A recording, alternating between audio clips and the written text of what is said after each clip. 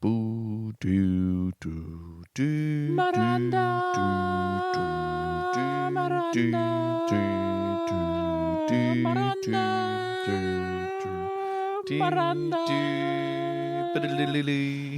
Hello and welcome to Two in the Think Tank, the show where we come up with 5 sketch ideas. I'm Andy. And I'm Alistair George William Trombley Birchall. Yes. And Alistair has been working 48 out of the last 56 hours, and I have had 3 beers. Yeah, so this is going to be an experimental episode of the podcast. Very well, as you could tell from the music we had coming into it. There was no beat. It was all, it was two contrasting melodies. It was all vibe. Okay, Alistair. Yeah. I don't think it was a question of contrasting melodies because I don't think either of us was doing a melody, were we? No, I think maybe I was doing a bass line, maybe. Okay. Well, I like to think that it was vibe on vibe. Yeah. Just deep double vibe action. Yeah, great. Laying down 2 thick layers of compatible vibes. It was like background on background. Yes. I guess sometimes, like one person's background is another person's foreground. Is there any music that is all just bass? Not drum and bass, but just the bass bit. So it's bass. It's bass. It's an all bass band. It's just, what would that sound like? Just 4 bass guitars. Well, you could have upper bass and lower bass. So I think you could still have some color in there. I'm sorry, that goes against my vision. Well, so but wait. So you actually just have, I guess one-dimensional music would be music that doesn't go outside of a frequency, right? Yeah. Okay. Sure. Let's say that. I mean, I was saying in my mind you could play different bass because there are different bass notes, right? Yeah. I'm not crazy here, but some notes are going to be higher than the others, right? And so no matter to you, that's the upper bass and lower bass, is it? Yeah, of course. I assumed, Alistair, that there were 2 different musical instruments that I didn't know about. There were one called the upper bass and one called the lower. I thought there were 2 bass players and they were sitting on bunk beds, and one was the upper bass player and one is the lower bass player. 2 bass players sitting on a bunk bed. Now that's a show. Not enough musicians are playing with altitude. I think that could be the missing element because we all know. Oh, Alistair, all right, I've invented a new type of music. Yeah. Right? Because we know that sound propagates differently at different atmospheric pressures. Mm-hmm. Right? So presumably you could just get some sort of machine that plays only one note or one set frequency. Yeah. Right? But you change the pressure in the room. You just, I was going to say you run up and down mountains. And that's how you change the note. And so the audience runs with you. It's like a mountaineering concert. You could be making a recording. Look, I actually don't know whether or not this is valid. I don't know whether or not notes and pitches change. Maybe the frequency is still just the frequency in the air. Well, I mean, there's also the way that you could, suppose you could play a guitar, an acoustic guitar, and run up and down mountains. Run towards and away from the audience. Oh, that's really good. And use the Doppler effect to the room was one of the instruments. He was playing his distance from us. We get Pavarotti, right? I know dead Pavarotti. But that will make the clearances. He's Pavarotting, I would imagine. Pavarotting. That's along with all the composers who are decomposing. That old joke. But we get him, right? He's still alive in this scenario. We put him on one of those things that they spin astronauts around, on the end of a stick. Right, we put him in there. At the end of a stick. Spin him around. Yeah. It's a very technical type of stick. Yeah, but it's a stick nonetheless. A stick is a stick. But is this the regular one, or is this like a squirrel astronaut? Like it's not. This is not like a squirrel version of Pavarotti, right? Don't be ridiculous, Alistair. Okay. We spin him around and we modulate. We just get him to sing just one note, but we modulate the note that he is singing via the, whether or not he's spinning towards us or away from us at great speeds. Mm-hmm. And we, and then you can play him like an instrument.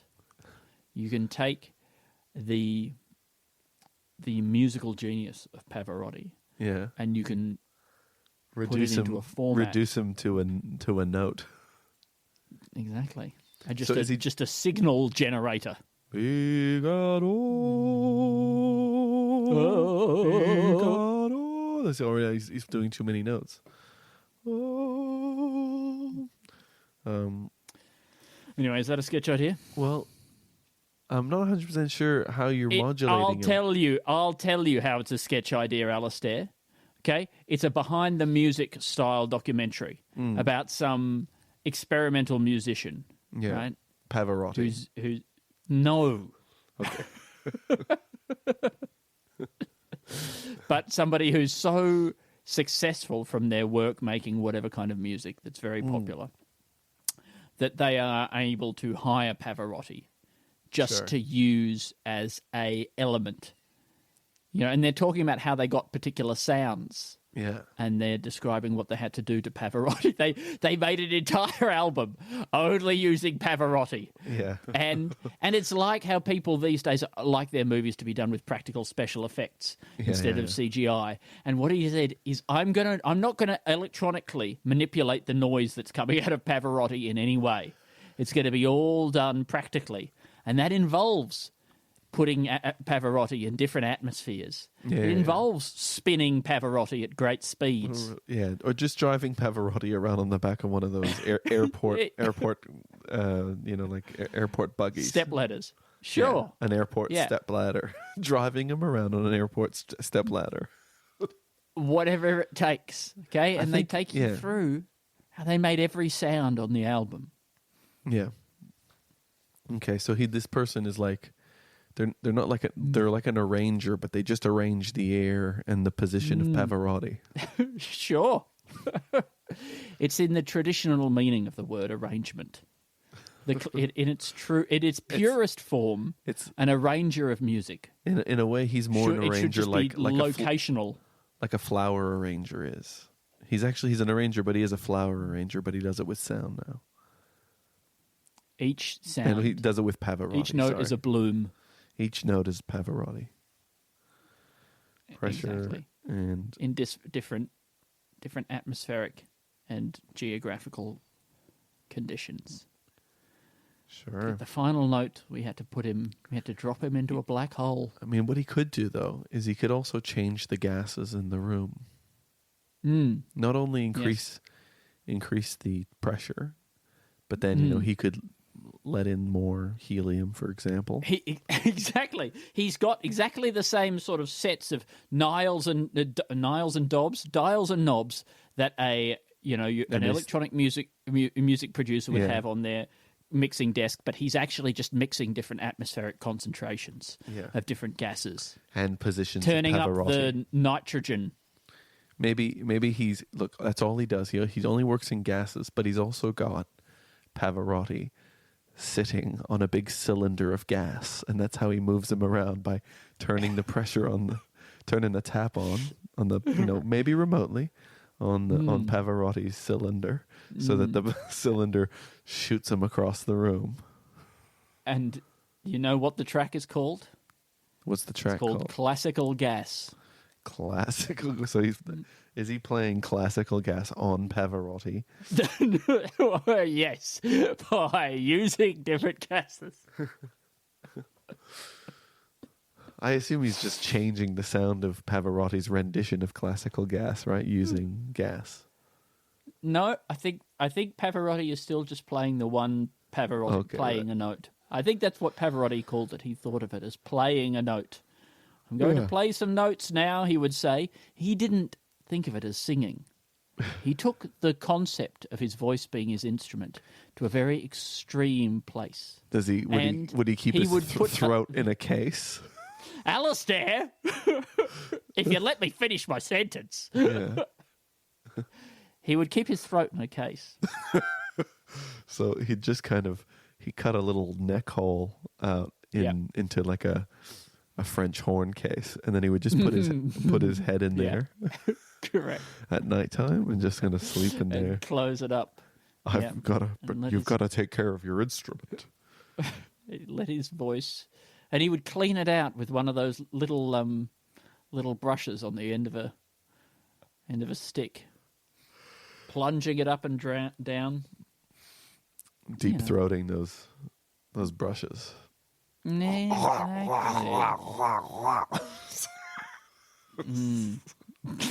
So sorry. I mean, in a way, Deep Throat from Pavarotti could be a very Pavarotic experience. Pavarotic. I knew you went into that knowing what you were saying. I did. How many moves ahead? You're like the Bobby Fischer of puns, right? Was he half a move ahead at all times? Yeah, no, I meant very racist puns. Sure.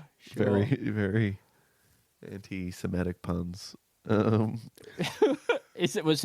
Was he very that? Was he? I think so. I think he was a very good chess player, but then I think he went a bit conspiracy theory nuts.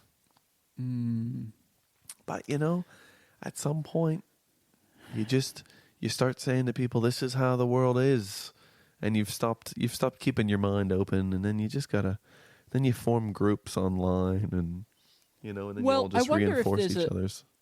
A very natural link between being a chess prodigy and being a conspiracy theorist, because in chess, as well as thinking several moves ahead, you have to also assume that your opponent is thinking several moves ahead, and you look at very simple and seemingly unconnected things like moving a pawn forward one square.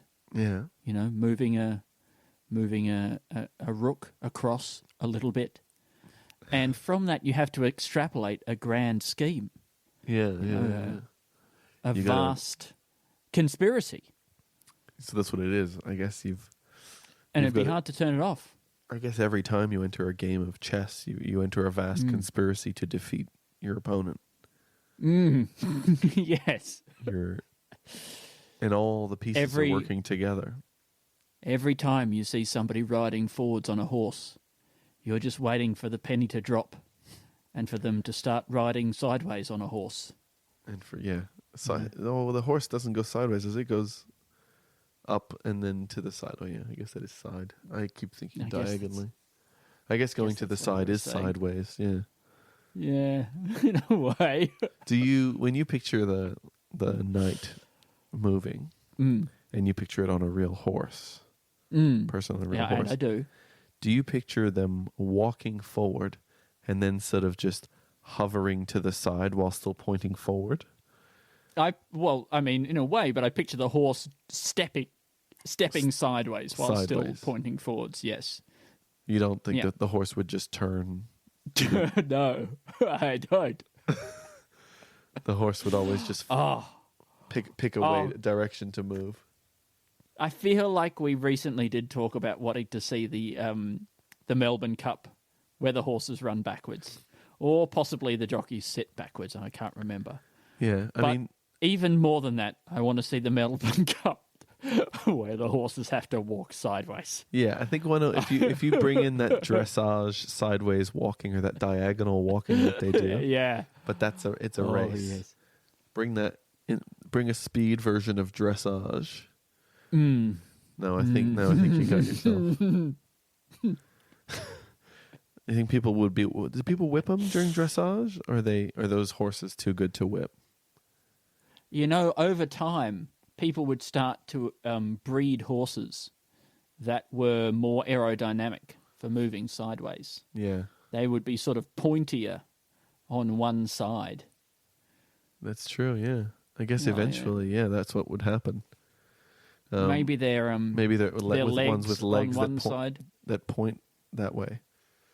Legs that point that way, and then we could. Alistair, what we could do is we could just enter a regular horse but tell everyone that it's a horse that we've bred so that its head is on the side and its legs are turned around. And then we could just run our horse forwards. Yeah, that's true. Or you wouldn't. Yeah, I guess that's true. I mean, but how would you prove that it was a side? You know, like, because I mean, it feels like that one would look exactly like. I mean, look, I think you're right.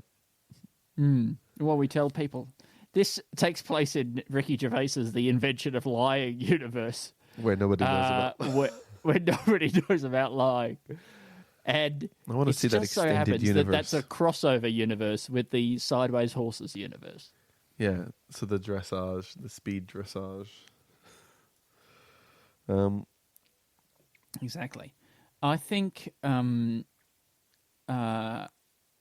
Sideways horse, but I think let's maybe get side saddle ideally would be, side saddle, which for women is more graceful in some way. Should technically be the women sitting sideways on the horse and then the horse also walking sideways. Now, do you think women horses should be forced to wear high heel horseshoes?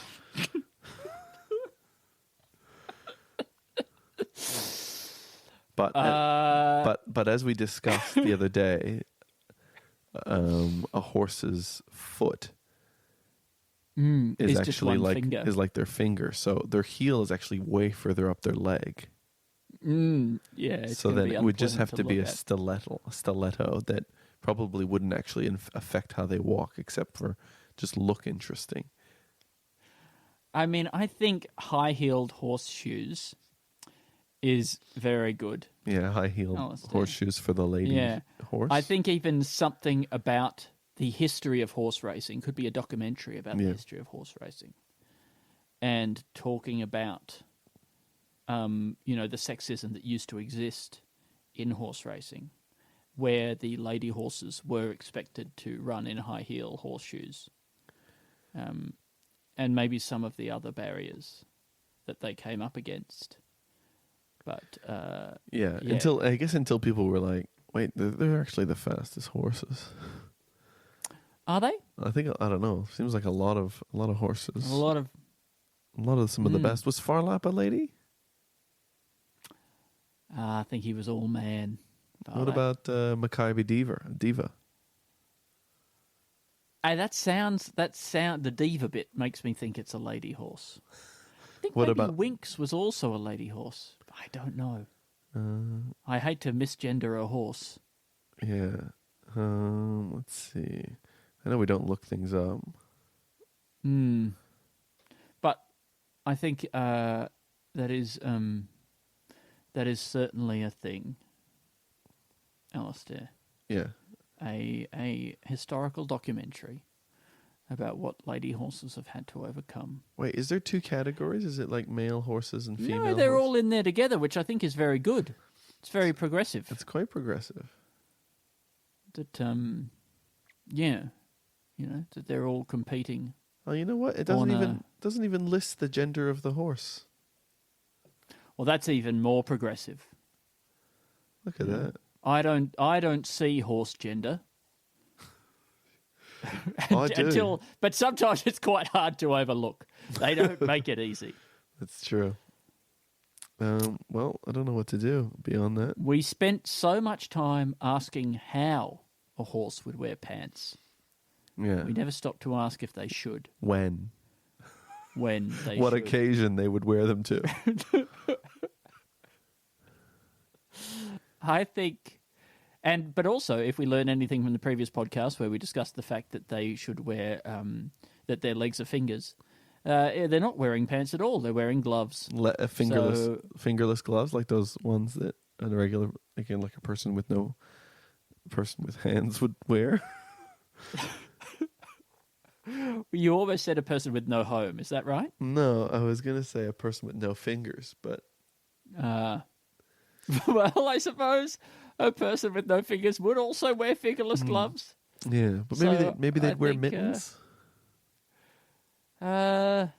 You don't see a lot of mittens in Australia. I guess Do you see mittens in Australia? Well, I certainly don't, because I bought 2 pairs of mittens for my children, and they've all disappeared except for one individual mitten, which is all that I can find at the moment. And it's very distressing to me. I bought them a long time ago thinking these will be perfect when winter rolls around. Anyway, winter's rolled around. I can't find any of the mittens. So I've got to wait another whole year and hopefully rediscover the mittens in the interim. Why? It's still winter. I've just got a really big feeling that I'm not going to find them before this winter is out. But why? And this could be our last winter. But why do you think that a year passing will increase your chances of you finding those mittens? Because I got to believe in something, Alistair. Yeah, I guess I got to have hope. I guess you're right. Fingerless mittens? Is that a thing? Oh, I don't know. That actually is a palmless thing. Mittens? Palmless mittens. Okay. So that's just a little sort of little beanie for your fist. Well, yeah, I think they're kind of finger warmers. It's just there's a big hole in your palm. Because whose palm has ever gotten cold? Guess somebody holding a cold drink? It's nice. It's sort of like sort of revealing. What about a little 2-piece? That has two-piece gloves? Little bits for the... Yeah, a little 2-piece. Maybe a bit that sort of goes around the middle of the finger, right? That middle joint there. And then another bit that sort of covers just the palm. Yeah. But then it has, quite a sexy and revealing sort of midriff section there on each finger. Yeah. On the bottom knuckle area. What do you call the bit in between knuckles? I feel like we might have talked about this before. Finger? Does that have that's just finger, is that pure finger? That's pure finger right there. Is that the meat of the finger? Ooh, don't know. I think the meat is the muscle of the finger, which would be, I suppose, sort of up against the bone. We definitely talked about all of this recently, didn't we? But like it is like your finger has a thigh and then a calf and then a foot or something.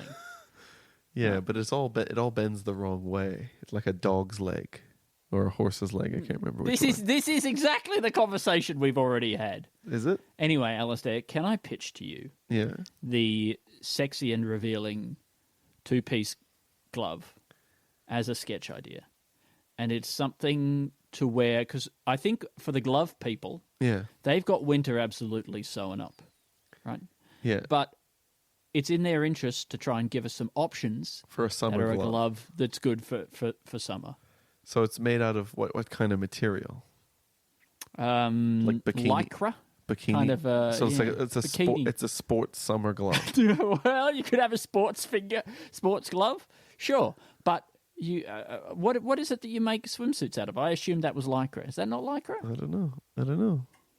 I just associate lycra with men riding bicycles or women riding bicycles. But are they riding those bicycles into the ocean for a swim? A summer glove, a sexy summer of glove, summer of glove, or even 3-piece. Oh, yeah. Like if you I think about the 3-piece bathing suit. Why did we stop at 2? Well, why not just a series of concentric rings? Well, if you think about going up the body, the area between each joint is kind of like a belly area. So you could have a little sort of ring of lycra or swimsuit material covering the top of each middle bit, the bust area, and maybe, so the knee. Eh? Is the knee a bust? Oh, well, that would be right on the joint. The bust, I think, is the breasts, isn't it? Oh, I see what you mean. Yes. Of course, I'm sorry. It's okay. I forgot my basic leg anatomy. Yeah, basic leg comparative leg anatomy. I know, but I was also what saying... What is the boob of the leg? But I was also saying belly. Oh, right. Unless you're saying... You heard me say something else. But I heard you say bust. Yeah, but I said belly before bust. Okay.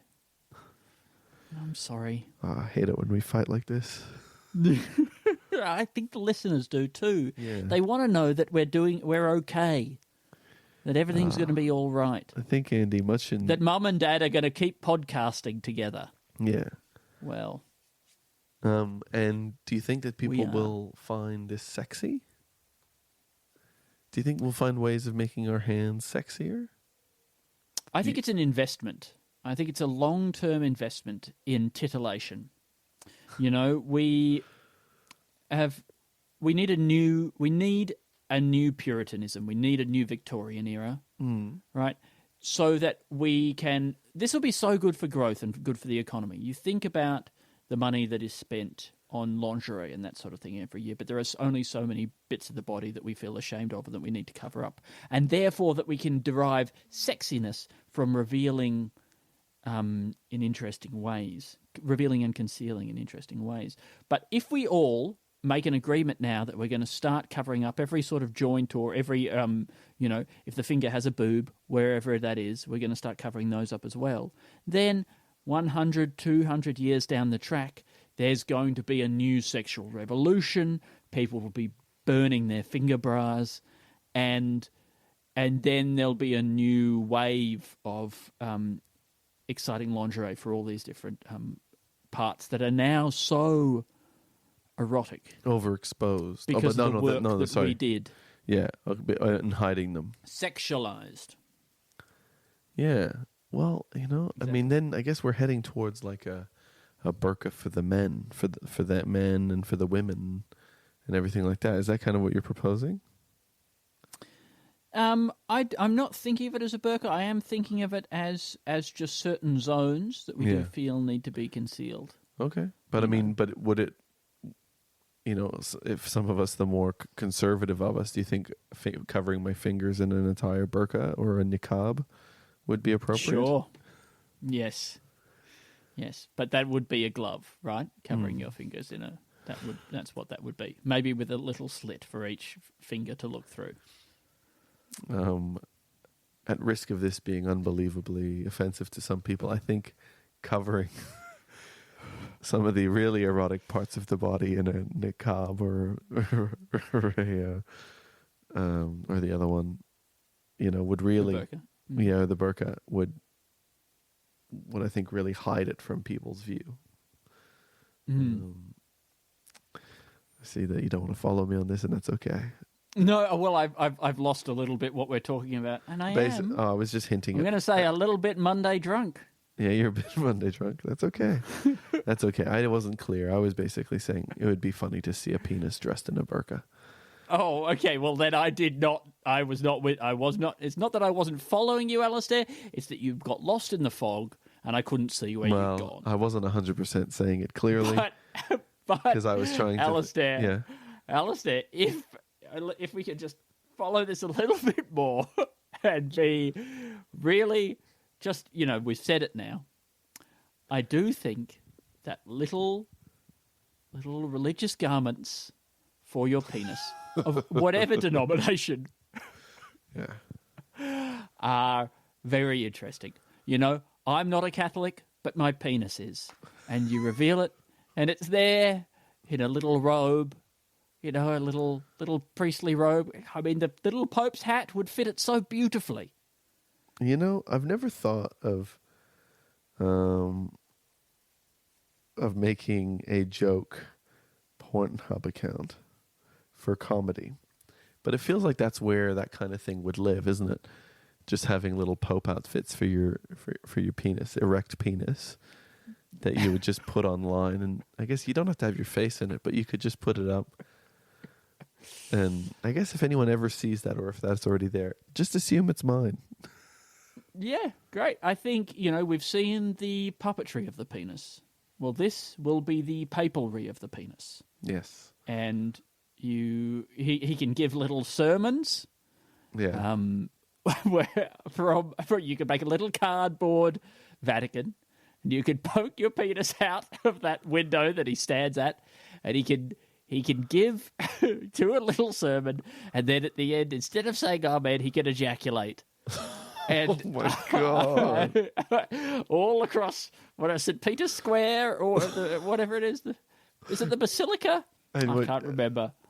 And I assume No, this is way too far. But I assume if we were doing this, all the people listening were also erect penises that have been dressed up, and that when you you're just ejaculating over other penises. No, I mean they don't have to be exclusively penises, but I guess you can't dress up a vulva to make it look like a person. Not in the Catholic Church, certainly. I think the Catholic Church doesn't allow vulvas this would be to sort be of theater in the traditional sense, like Shakespeare used to do, and all the roles would be played by men. All the roles are played by penises. Yeah. It's a full penis nativity, which is another thing that could be done. Maybe you could do that thing. It's like that thing where people are making art in lockdown, but there's only one of you because you live alone or whatever, and so you're using green screens and things like that to put yourself in multiple parts of the screen and interacting with them. Never has there been more glory in a glory hole. Never has there been more holiness. Have I talked about this on the podcast? A holy hole? Speaking of glory holes, that I think it's a shame that we stopped. We came up with that for delivering sexual gratification, but we didn't apply it to any other business models when we could have. Any business what? Business models. Business models. Any other types of service delivery where, because if go into a toilet cubicle and there were just two holes there and I could get a haircut through them. Somebody would just put their hands through and give me a haircut, and I would never have to see them or talk to them. Yeah. I think that's how I would like one of those done. Yeah. Well, I think it's a very, firstly, charitable and kind of a guerrilla act, isn't it? So, because I think if you were giving haircuts through holes in a public toilet wall, yes, firstly you'd have to be able to cut through a big enough hole to do it. That's true. You wouldn't be able to see. Well, I was thinking the person would poke their two hands through. Yeah, so firstly, if you're just on the toilet and then you see a pair of scissors come through, yeah, and then maybe another hand with a comb. I mean, that would confuse you more than anything. But I assume you can have conversations between each other, and maybe there could be two glory holes. No, but for the eyes. That's the thing. I mean, I don't want the conversation. I assume that's the same with the sexual act. Yeah, no, but I mean, like somebody going like, "How would you like it?" Yeah, I don't want that. That's the whole point. I don't want to. Oh, I guess it's true. I do have to tell them how I want my haircut. Yeah, but I don't want to feel bad about not partaking in any other part of the talking. I think maybe, you would, if you're doing it that way, I think you just have to accept you're getting the haircut the other person wants to give you. Because that's how they derive pleasure from it. Yeah, you're right. You're exactly right. And that's fair. That's fair that there's something in it for everybody. And I think much in the way with other glory holes, you're assuming this person is not about to... You have to trust a stranger that they're not going to really hurt you. Sure. But that's the social contract, isn't it? Yeah, and I guess they're not that far away. They're only just a cubicle wall away. So I suppose, worst comes to worst, you can, I guess go find them and tell them off. But I guess the idea is that you don't have any it's and you go there, and it doesn't have to just be glory holes. Like it doesn't have to just be haircuts. It could be other things, other services, I suppose, aged care.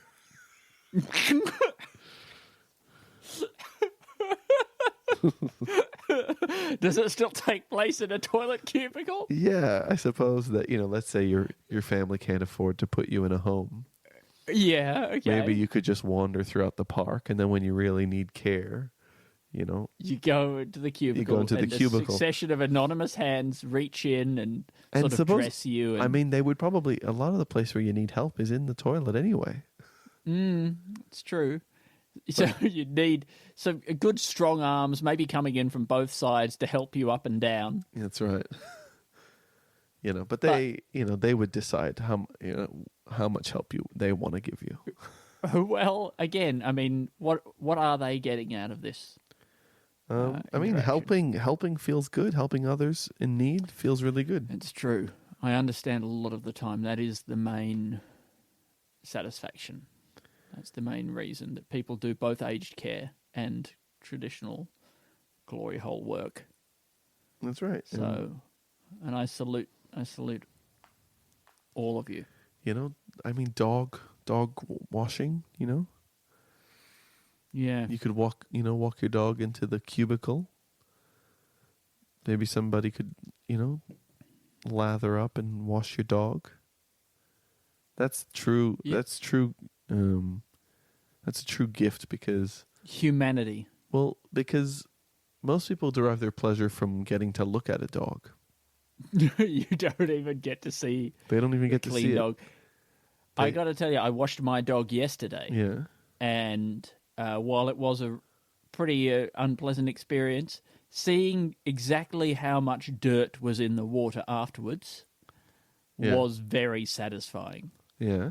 I think that there would be an entire service entire sort of pornography style website just based entirely around pictures of dogs. Yeah.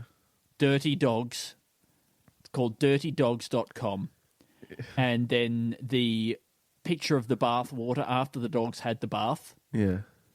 And then a picture of the bath after the water's been drained out and you get to see all the dirt that's sort of hung around in the bath, because sometimes that's quite satisfying as well, just seeing the grit there.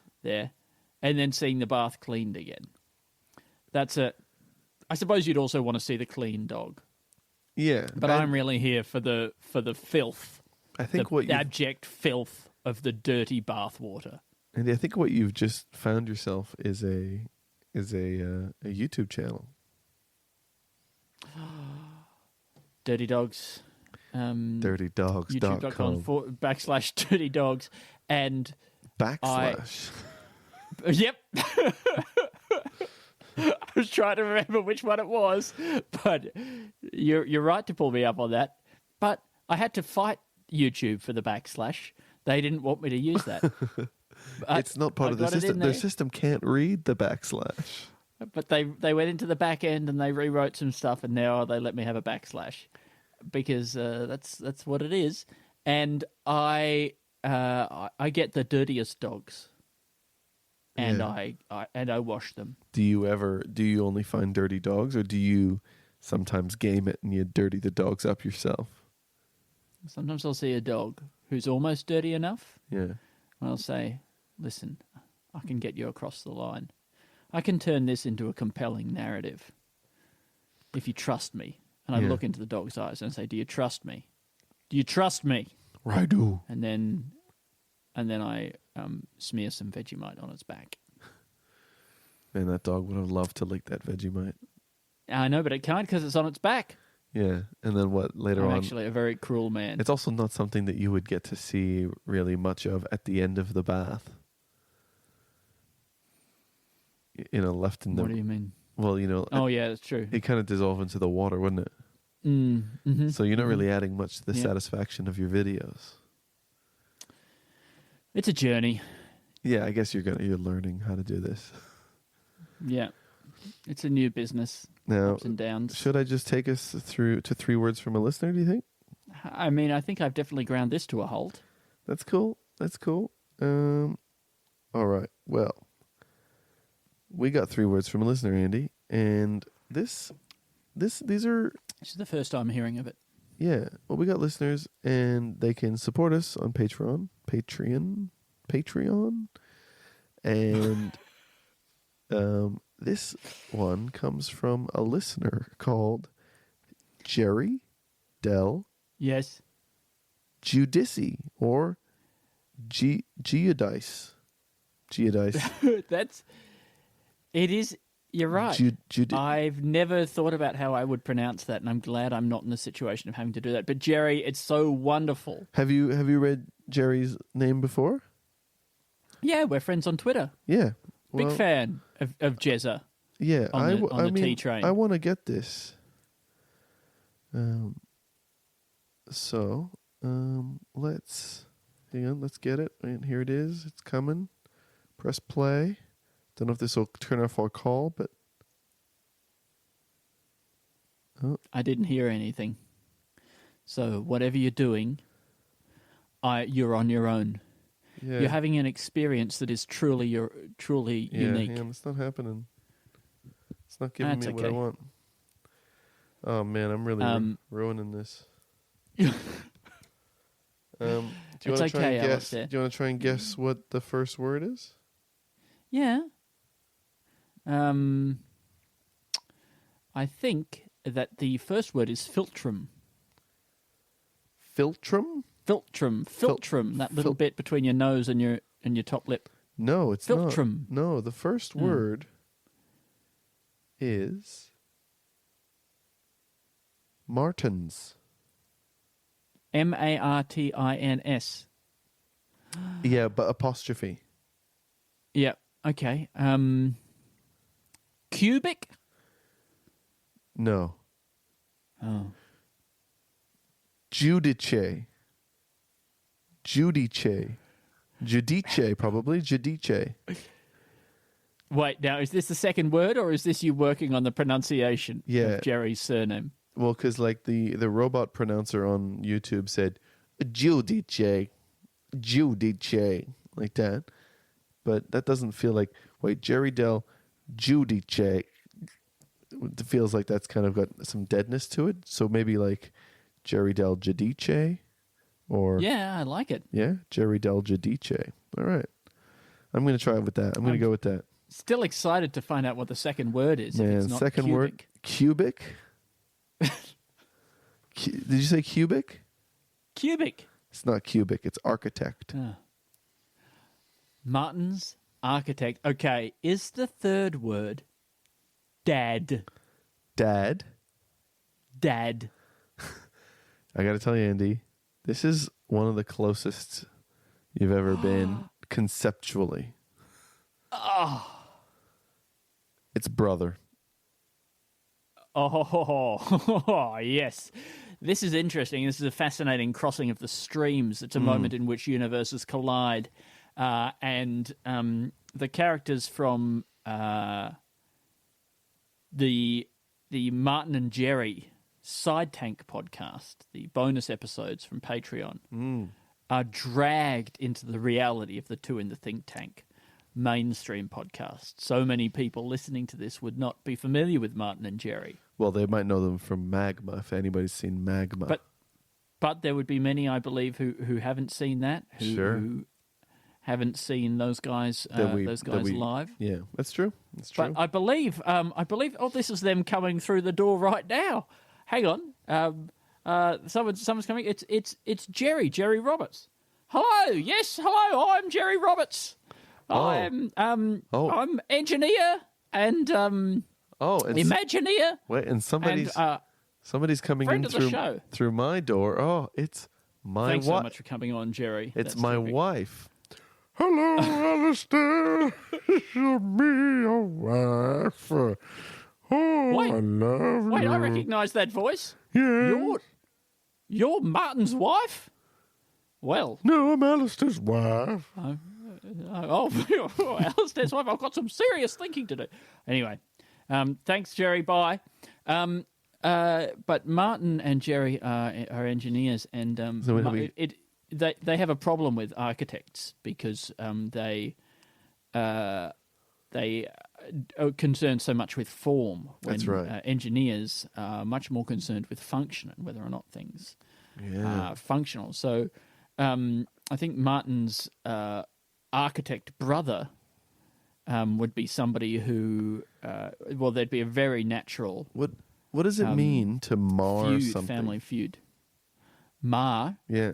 To to inflict upon it negative consequences of some kind, side effects or I guess a mar. I was stabbed in the eye with a chopstick today. It really marred what would have otherwise been a very enjoyable jacuzzi. Would you say that a Martin is basically an old-style can of whoop-ass? I would say maybe even a can of worms. But, yes, a Martin. I'm going to open up a Martin or on your rear end. Going to open up a can of whoop-ass or a Martin on your rear end. Yeah. So I think a can of worms and a can of whoop-ass. Yeah. It's interesting that they're both available in cans. Yeah, and do worms, can they live in a can without air? It's a really good question. I don't think that they would be able to. I think they'd be dead. Well, I know I once bought somebody a box of worms, but they kind of had worm seeds in there. It was worm seed, sort of it was mostly worms, in their very early stages. Larvae. Yeah, sure. But how flies will be a worm type thing. They'll be like maggots when they're in their larval form. Do worms have a maggot form where they're a smaller type of worm before they become a big worm? And then they go into a cocoon, and then they come out as a slightly bigger worm. I couldn't tell you. I haven't studied the life cycle of the worm, and whether or not they gestate in a can, or indeed whether they mourn their dead. Isn't it pretty? I don't know. Isn't it pretty amazing though that a creature that is like a mammal or something, let's say a mammal, in a way starts out as a single-celled organism, and then grows from there to become a mammal. So in a way, it kind of goes through the whole. It doesn't go through the whole evolutionary cycle, but in a way, it kind of goes through the evolutionary cycle. Well, but you see the evolutionary history in some ways in the growth of the embryo to a fetus, don't you? You see there's a period there where we do have a tail, basically. Yeah. And all this sort of stuff. We look quite fishy. Yeah. Quite fish-like. Yeah, sometimes even a bit lizardy. No, not quite lizard, but you know what I mean. Yeah. Like salamander. But it's like how if you've forgotten an idea, right? You had an idea for a joke and you've forgotten it. You've got to go back and find what was the first, where did that idea come from? Every time you build a new person, you've got to try and remember how to build them. You're like, how did I get to building a person? Oh, that's right. I was a tadpole type thing. Yeah. And then put some legs on it. You got to go through the whole thing to work out where you're up to now. Yeah. All our history is there inside us. And all this bit where it's very profound. All these bits where you don't even have a heart. I guess you don't need a heart. In the development. Yeah. Oh, that's interesting. Do you think it's just holding us back, the heart? Well, I'm not saying that. I'm just saying there's. We don't. Well, you said we don't need a heart. Well, I said there's bits. Sounds like dead weight to me. Well, it could be. Well, I suppose you wouldn't need a heart if you could expose all your cells to oxygen. This is really good. It might be possible to do away with the heart entirely if we just lived. If we were just extremely flat, we could have the same number of cells that we have now, but instead of being arranged in a three-dimensional object, they're just spread out on a sheet of glass. Yeah. I was thinking on a sheet of glass as well. Exposed to the atmosphere. Yeah, people could just carry around, or we could just slide around using mind control. Well, I think we'd be quite big. Yeah, we would be. I think once you spread us out to that thin, we'd probably cover several kilometres. You think so? And I think we're gonna cover. I think there's gonna be a fair amount of surface area. But maybe we would become less wide if we. Obviously, we can make ourselves, do that. But what if we kind of created like little ridges, like a heat sink? Oh, yeah. So that we could build up little single cell thick walls that allow us to use up more. We could sort of become a bit more like a corrugated cardboard or something like that. Yeah. Just the corrugations. Yeah, or like, if we created a honeycomb type lattice. Oh, okay. Yeah. If we got ourselves a bit more of a honeycomb type lattice, then we could also have creatures grow inside us, or cocoon somewhere there, or larval. Well, we could have. Why not just have bees? Living in the honey in is the nice. gaps. I love honey. Putting the honey in there. That could be how we get our food. It's going to be hard otherwise. If we're just a flat sheet of cells, how are we going to eat? But if we become a honeycomb type organism, this is a very good idea for an organism. It's a living honeycomb.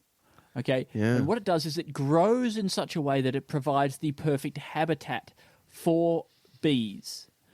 It has these hexagonal compartments that they can put their honey and their whatever in, but it doesn't. It just absorbs a bit of the glucose from the honey to get its sustenance and therefore to grow larger. I think this is a very good idea. It could even be a new type of organism, new type of alien or something like that. I think a new type of man. Who it is a colony. It's like a walking ant colony or a walking termite mound. Well, think about this. What if it's a person who's like, doctors tell them their heart is dying. And they're like, well, and there's anything you can do, doc? And the doc, of course, Western medicine, you know what they're like. They go, nothing. A bunch of nerds, bunch of squares. Nothing we can do. There's no creativity. Imagine that, thinking there's nothing.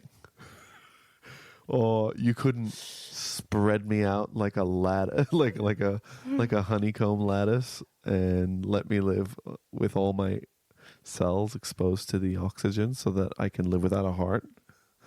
I'm going to tell you this right now, Alistair. Yeah. You don't even need to spread somebody out like that. What you need to do is just drill a bunch of holes through their chest. Yeah. Really close together, sort of all through the heart and lung area. You allow the air to get straight in there into the lungs, right? Without so their heart and their lungs are dying. And so you've drilled a whole bunch of holes. The air goes straight into the lungs, so we don't need the throat. Yep. It's always ridiculous to have it come in through a little pipe when it could just come in through lots of holes in the chest. And also, you allow bees to live in the holes. there, yeah, in the holes. Yeah, and so they come in, they make their honey, and then you can absorb they push air in that glucose straight into the bloodstream. They push air in. Maybe we even let some termites go in, running through the veins. They'll carry sugar, I imagine, deep into the body. And deliver it to the cells that need it the most. If you just had a whole honey, like even if let's say you still had a heart and lungs that worked, but you replaced your stomach, or at least you opened up your stomach and just let a beehive be in there. Yes. And then bees can just enter your chest, whenever they want, and stuff like that. That would remove all the need to eat. I'll tell you what would be the perfect little inlet and outlet. A little navel. Because the bees, when they go into the hive, they just go in through a tiny little hole. That's true. So we just open up the navel and we let them go in there. I would like to be able to block up their combs. I'd like to be able to block up the food pipe, though. The one that goes from my neck, the neck to my stomach, like that. Block that up. Never get indigestion again. And never risk choking as well. Never risk choking. Well, I still have my air hole that could still be blocked, but I probably wouldn't be putting food in there anymore. Exactly. Could be pretty cool. I think it's a good plan, and this way we can entwine the well-being of man with the well-being of bees.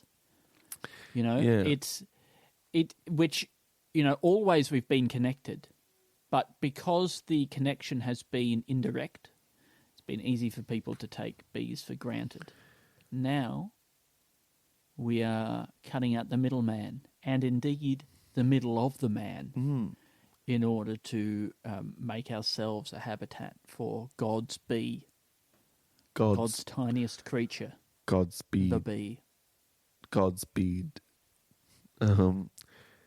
Look, I also think that this living honeycomb person who can live heartless on a pane of glass. Yeah. Right? Now that they say that the doctors told them that they would never live after their heart died, but they proved them wrong.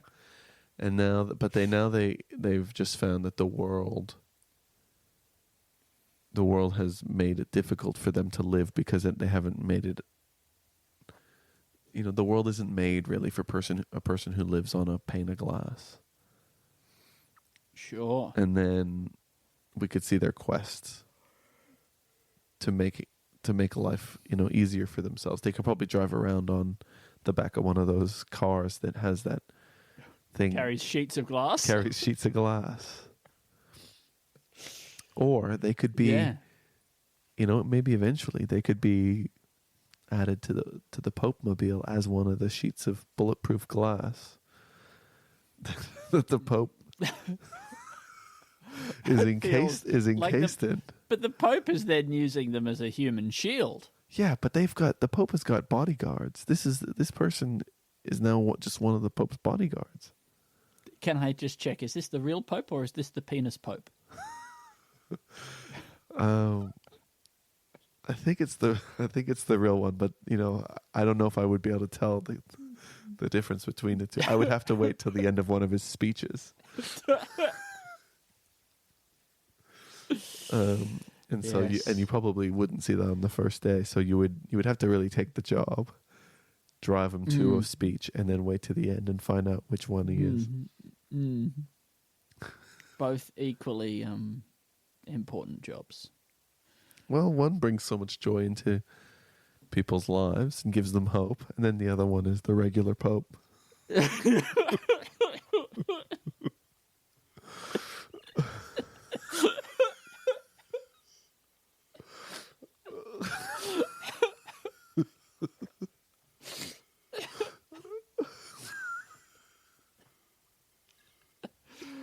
All right. I think the most fun bit would be when he ejaculates, seeing the little hat shoot off. That's true, yeah. Or tumble off. Yeah, tumble off. Or just get lifted slightly and then see the ooze pour down his face. And then one of them is the regular Pope. I mean, you can see it coming a million miles away, Alistair. But, God, it's a fun format. What is? Oh, that joke. Oh, yeah, it really is, isn't it? I've realized that... I mean, one of them you can see coming a million miles away, and then one of them is the regular Pope. I've realized that, like joke formats that you've kind of internalized and you just use every time you encounter that scenario in life. Yes. You could purposefully do that with joke formats that you really like. Just kind of work your way through them. Because I realize there's some joke formats that I really like, but I don't quite understand enough.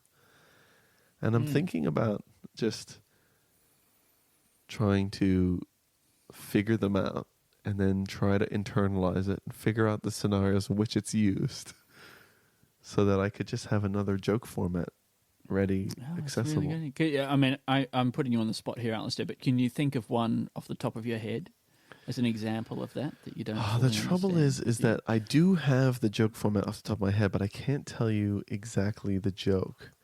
But there was a couple of examples. One was Sarah Silverman had one, and the other one was that Scottish guy, Kevin Scottish guy. I don't know. I don't know. Yeah. Hello there.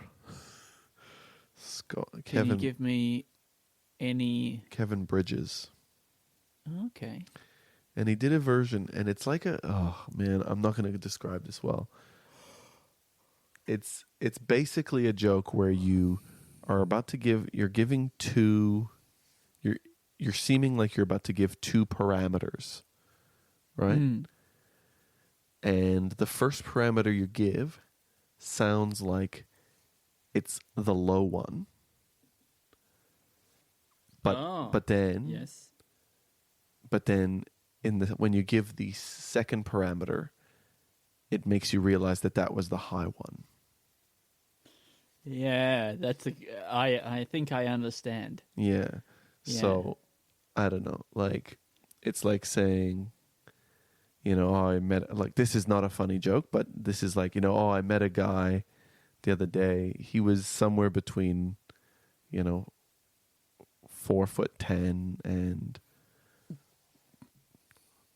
3'10". I don't know. This is not a joke in any way, but yeah. I reckon you can absolutely master that. I think I might be able to master it. I don't know why I've had this conversation on the podcast with you. This is not something that's interesting. Yeah. I think it's a fascinating glimpse into the mind of a psychopath. The kind of conversations that we would just normally have. Yeah. Very normal. Alistair has a lot of aspirational comedy conversation. Yeah, it's true. It's true. Anyway, and this is what happens. I start to get tired, and all my inner truths come out. This is who I really am. But I'm just. I think we've done it, Al. I think we've done the episode. All right. Well, let's take people through. Can I just do a quick plug and let people know that there are tickets available now to our live episode of The Pop Test at the Melbourne Podcast Festival on the 1st of August of this year of our Lord 2021. Mm-hmm. And I'll try and put a link down below.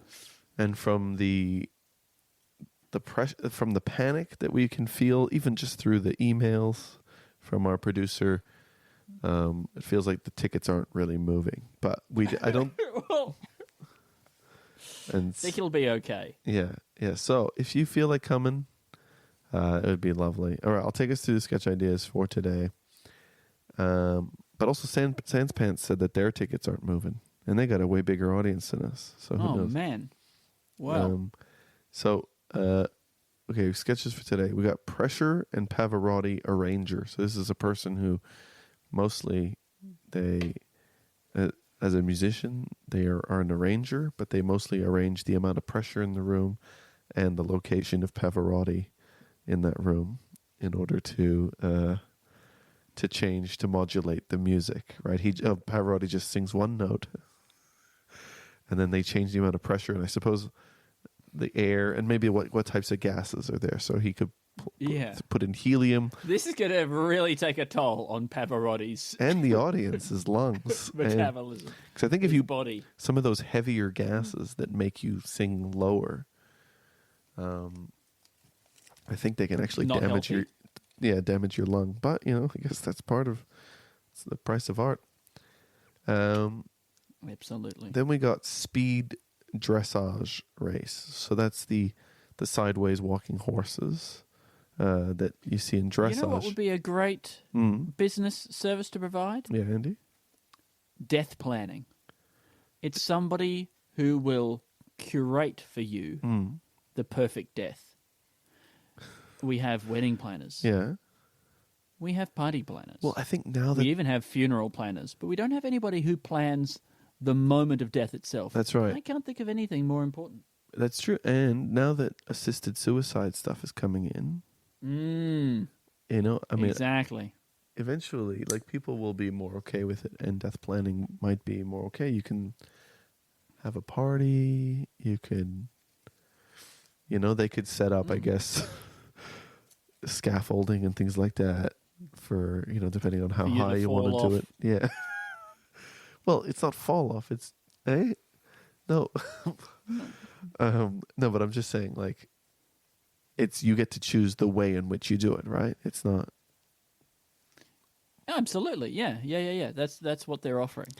Hey, here's the thing, Andy. If you had to die from falling from a great height, would you rather fall from a great height onto the ground? Or would you like to fall from the ground into a really deep hole?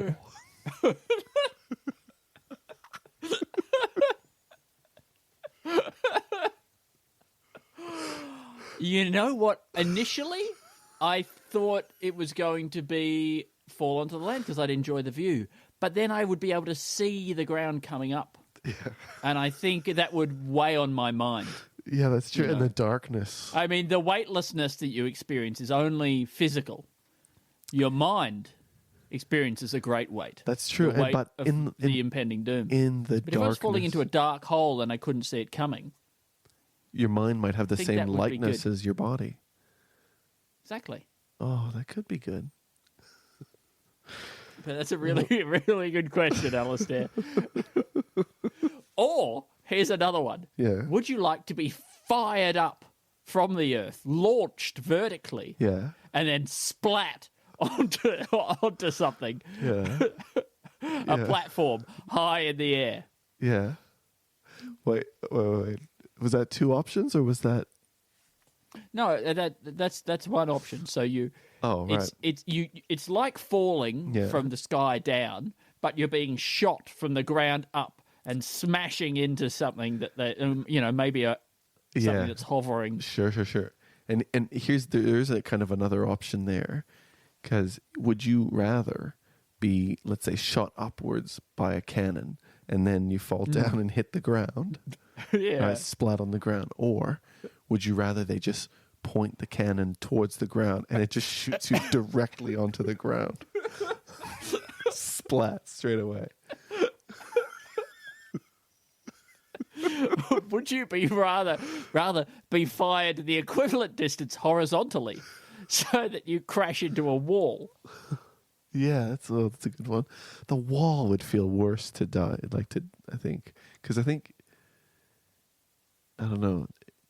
I think it's nice to have that gravity behind you when you're hitting the ground. I think it'd be quite exciting, whipping along, basically at ground level, shooting past people. Yeah, your family and stuff like that. About their business.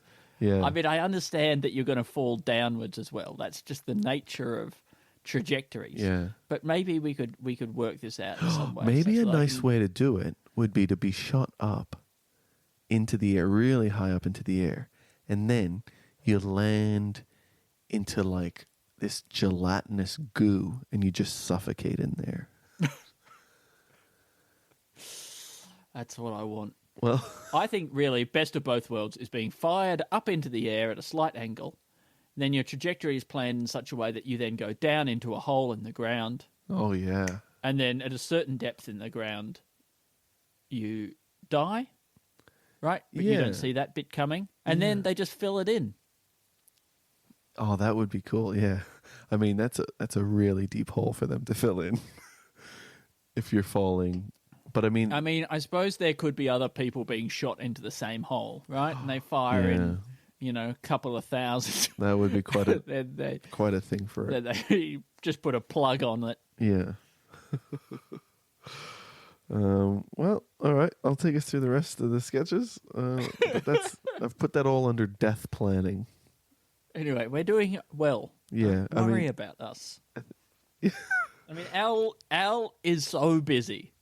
I'm so busy. He's so busy. I'm going to end this podcast and then go do some other work. He's constantly taking on more work as well. Not anymore. Well, yeah, I did yesterday, but... Didn't you say you're gonna direct Carly's Fringe Festival show? Yeah, I did, but that was already work that I had thought that I had accepted, and then I'd found out that I'd put it in such a way that I'd made it seem like I said no, and so I was just correct. I was writing or wrong. Okay. So, yeah, that was, but Did you actually take on more work yesterday? Well, there was just that I entered that competition. Oh, that application. Yeah. Yeah, that application to do more work. Yeah. So, oh boy. All right, let's take us through the sketch ideas. We got speed dressage. That's the sideways running, but which we think eventually will, breeders won't be able to help selecting for more sideways style horses. really excited to see what horses start to look like in a few generations. Absolutely. Walking exclusively sideways. And then we've got high-heeled horseshoes for female horses. Lengthen the thigh. Yeah, but I think, we think that that's wrong, but that's just something, it's probably, the sketch idea is kind of, it's in the history of what female horses had to overcome. Sexism. Right, it allows you, I just said it in the past. We can say that it's drawing attention to the issues. When really, we just want to see horses wearing high heels. I mean, yeah, for us, that's what it's about. But really, we can talk about how did we overcome so many gender issues in the horse world? But we have so much work to do here in the regular world. It's so human-centric for me to call this the regular world. I apologize. Then we have a summer glove, a sexy 2 or 3 piece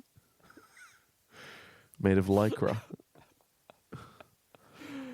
And nice. Of course, that led to us thinking about all the body parts. Has a little strap that you tie up behind the finger. Oh yeah, that's right. That you can undo, and and then it could be quite saucy. Yeah, because then to the uninitiated, when you're people who don't see the inside of your palm, they might just think you've tied things around your finger to remember something. No. No? Yeah, I mean, but that's not really what's happening. Oh, right, yeah. No. And then we've got little religious garments for the penis. And that this, I forgot, I guess I didn't write down that this is Pope penis, penis Pope. Yeah. That's okay. Yeah, that's okay. And then we got glory holes, but for other businesses, haircuts and aged care. Flower arranging, things like that, which there's an element just then it's just rung a bell that maybe we have done that idea before, but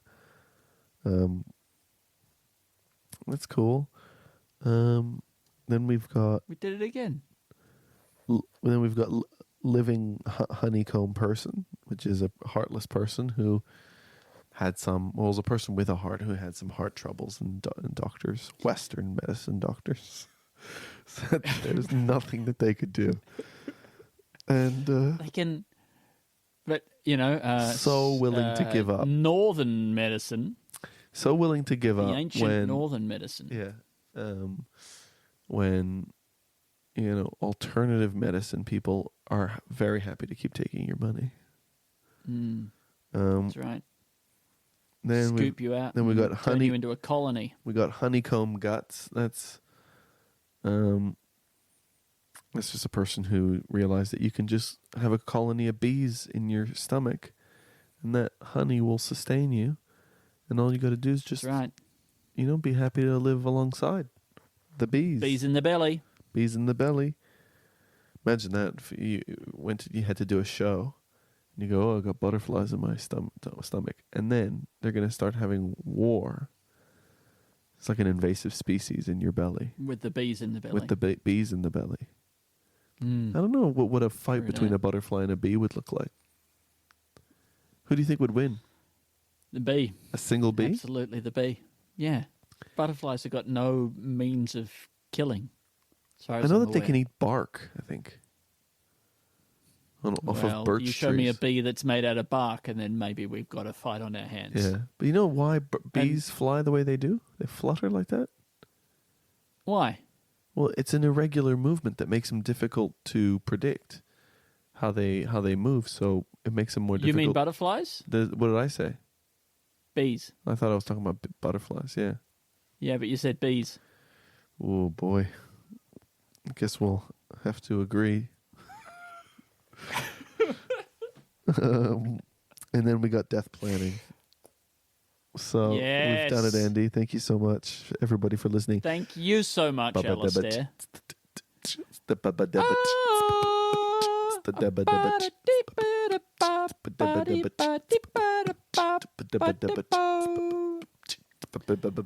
Thank you so much for listening to Two in the Think Tank. We like that you do that thing. And please remember that there are tickets available to our live episode of the Pop Test. You can see, it's our first ever live podcast that we've done together, Alistair. First ever. So I think that's quite momentous. Yeah, we've never done a live Two in the Think Tank. No. All these other podcasts are so willing to cash in, but we're actually not sure that we think our audience might be too spread around the world and not concentrated enough in Melbourne. So thank you for everything. You can find me at Stupid Old Andy. And you can find me at Alistair TB. You can find us at Two in Tank, both on Twitter and on Instagram. I got to post something on Instagram. I haven't posted something on Instagram for ages. But I do... Haven't posted anything on Twitter for ages. I do use it sometimes to converse with listeners. You know who I've been conversing with sometimes? Who? Patreon supporter Poo Poo Bum Bum Man. Poo Poo Bum Bum Man. Poo Poo Bum Bum Man. Love it. Yeah. Love your work. Absolutely. And thank you to Poo Poo, and thank you to everybody. You know what I found out from Poo Poo Bum Bum Man? That one time I was at a skate park in Castlemaine with my, probably at the time, 2-year-old son, and Poo Poo Bum Man was there hanging out with their friends. But they didn't approach you. That's very restrained. Yeah, it was very respectful. I mean, also I'm okay with people approaching me. So. Oh, me too. Yeah. Come to my house. and we love you. Bye. Goodbye. Acast powers the world's best podcasts. Here's a show that we recommend. Hi there, I'm Kendra Adachi, and I'm the host of the Lazy Genius Podcast, a weekly show helping you be a genius about the things that matter and lazy about the things that don't. Everything can't matter, right? Otherwise, you turn into a robot trying to do it all. So why not name what matters to you? And I'd love to help. New episodes drop every Monday morning, but there's a back catalog of over 200 episodes that will help you create systems and soul and everything from how you do laundry and how you cook chicken to how you navigate making new friends and even having tough family conversations.